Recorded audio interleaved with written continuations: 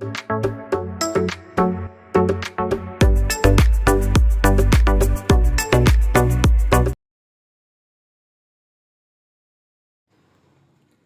Morning, ഏവർക്കും study Nifty മലയാളത്തിൻ്റെ daily market ന്യൂസിലേക്ക് സ്വാഗതം. ഇന്ന് മാർച്ച് 19 വ്യാഴാഴ്ചയാണ്.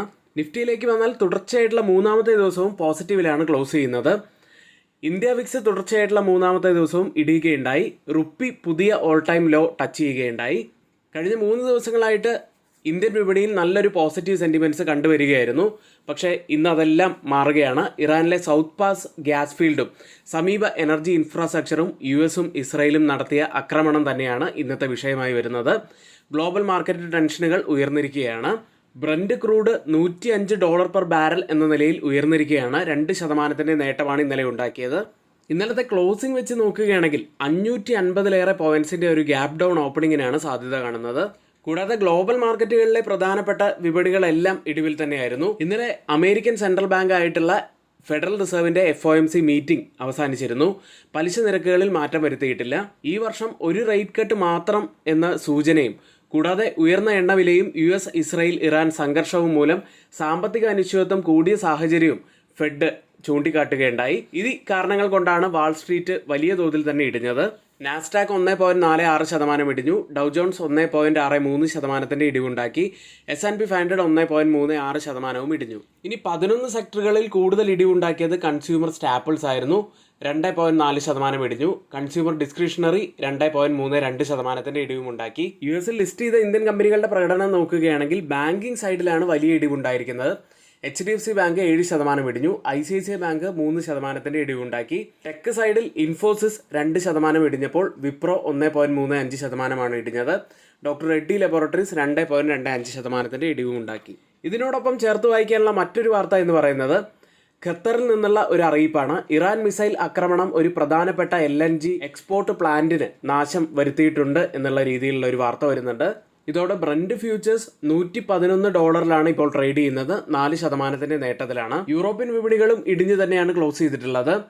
പ്രത്യേകിച്ച് UK മാർക്കറ്റും ജർമ്മൻ മാർക്കറ്റും 1% അടുത്ത് ഇടിഞ്ഞപ്പോൾ CAC മാത്രമാണ്, ഫ്രാൻസ് മാർക്കറ്റ് മാത്രമാണ് ഒരു മ്യൂട്ടഡ് അവസ്ഥയിൽ ക്ലോസ് ചെയ്തത്. ഇന്നിപ്പോൾ ഓപ്പൺ ചെയ്തിരിക്കുന്ന US ഫ്യൂച്ചേഴ്സും ഇടിവിൽ തന്നെയാണ്.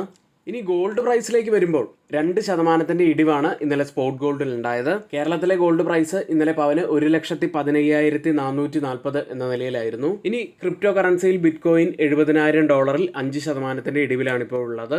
ഇന്നത്തെ കുറച്ച് ഹൈലൈറ്റ്സ് ആയിട്ടുള്ള കാര്യങ്ങളാണ് നമ്മളിവിടെ പറഞ്ഞു പോയത്. ഇനി കുറച്ചുകൂടി ഡീറ്റെയിൽ ആയിട്ടുള്ള കാര്യങ്ങൾ നമുക്ക് നോക്കാനുണ്ട്. അതിന് മുന്നേ നമ്മുടെ ഈ വീഡിയോയ്ക്ക് ആരെങ്കിലും ലൈക്ക് ചെയ്യാൻ മറന്നു പോയിട്ടുണ്ടെങ്കിൽ ദയവ് ചെയ്ത് ഈ ലൈക്ക് ബട്ടൺ ഒന്ന് ക്ലിക്ക് ചെയ്യുക. ചാനൽ സബ്സ്ക്രൈബ് ചെയ്യാത്തവർ ഇപ്പോൾ തന്നെ ചാനലൊന്ന് സബ്സ്ക്രൈബ് ചെയ്യുക.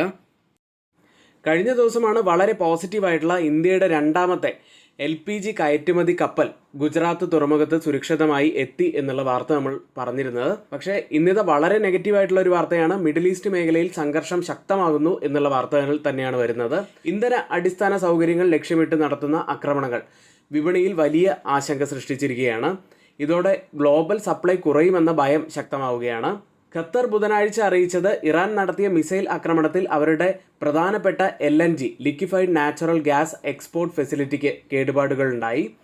ഈ ആക്രമണത്തിന് പിന്നിലെ കാരണം നോക്കിക്കഴിഞ്ഞാൽ ഇറാനിലെ ഗ്യാസ് പ്രോസസ്സിംഗ് പ്ലാന്റിനെ ഇസ്രായേൽ ആക്രമിച്ചതിന് പിന്നാലെ ഖത്തർ, സൗദി അറേബ്യ, UAE എന്നിവിടങ്ങളിലെ എനർജി ഫെസിലിറ്റി ലക്ഷ്യമാക്കുന്നു എന്ന് ഇറാൻ മുന്നറിയിപ്പ് നൽകിയിരുന്നതാണ്. ഈ റിപ്പോർട്ടുകൾ പുറത്തു വന്നതോടെ ഇന്നിപ്പോൾ ഓപ്പൺ ചെയ്തിരിക്കുന്ന ഏഷ്യൻ മാർക്കറ്റുകൾ, പ്രത്യേകിച്ച് ജപ്പാൻ മാർക്കറ്റ് 3% ഇടിവിലും, കോസ്പി മാർക്കറ്റ് 2% ഇടിവിലും, ഗിഫ്റ്റ് നിഫ്റ്റി 2% മുകളിലുള്ള ഒരു കനത്ത ഇടിവിലുമാണ് ഇപ്പോൾ ട്രേഡ് ചെയ്യുന്നത്. ഒരു ചോദ്യം ചോദിക്കട്ടെ, ട്രേഡിംഗ് ഒരു കരിയർ ആക്കാൻ ആഗ്രഹിക്കുന്നുണ്ടോ നിങ്ങൾ?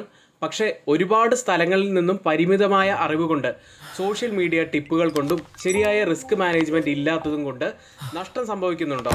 ഇപ്പോഴിതാ സ്റ്റഡി നിഫ്റ്റി മലയാളം ബിഗിനേഴ്സിനായി ബേസിക് മുതൽ അഡ്വാൻസ്ഡ് വരെയുള്ള കോഴ്സ് ഏതാനും ദിവസങ്ങൾക്കകം ആരംഭിക്കാൻ പോവുകയാണ്. NISM equity derivative and research അനലിസ്റ്റിൻ്റെ ക്ലാസ്സുകളാണ് ഉണ്ടായിരിക്കുക. 10,000 രൂപയാണ് ഫീസായിട്ട് വരുന്നത്. NRIസിനും സൗകര്യപ്രദമായ സമയത്തായിരിക്കും ക്ലാസ്സുകൾ ഉണ്ടായിരിക്കുക. പരിമിതമായ സീറ്റുകൾ മാത്രമേ ഉള്ളൂ. അതുകൊണ്ട് പെട്ടെന്ന് തന്നെ എല്ലാവരും നിങ്ങളുടെ സീറ്റുകൾ റിസർവ് ചെയ്യാൻ ശ്രമിക്കുക. ബന്ധപ്പെടേണ്ട നമ്പർ 7200822228. ഇന്നത്തെ പ്രധാനപ്പെട്ട കുറച്ച് സ്റ്റോക്ക് ന്യൂസുകളിലേക്ക്. ആദ്യം അഹുൽ വാലിയ കോൺട്രാക്ട്സ് എന്ന കമ്പനി. AAAയിൽ നിന്ന് 393 കോടി രൂപ വില വരുന്ന പുതിയ എയർപോർട്ട് പ്രൊജക്ട്സ് രാജസ്ഥാനിൽ കമ്പനി നേടി. അടുത്ത് ആൽക്കെയിം ലബോറട്ടറീസ് എന്ന കമ്പനിയാണ്.